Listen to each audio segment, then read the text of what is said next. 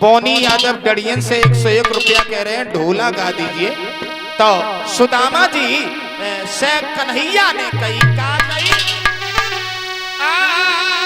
अरे ऐसे बेहाल बीमार न सो, अरे चाल लगे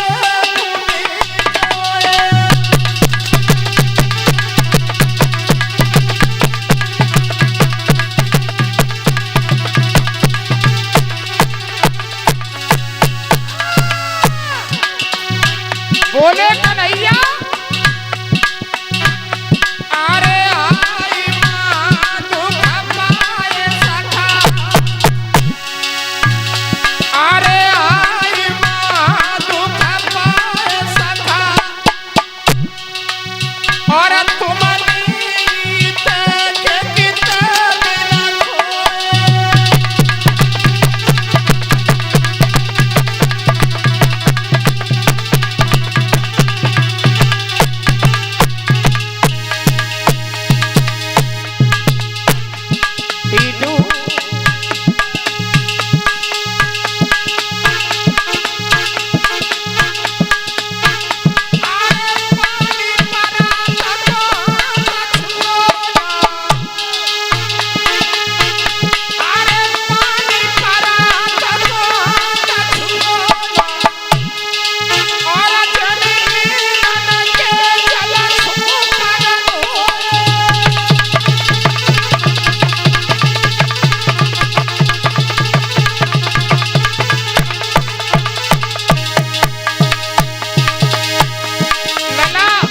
सुदामा जी रोए और बोलो, कन्हैया मेरी पलक बिगड़िया और जाम डरी के बीच में अरे गिरधारी छोड़िया।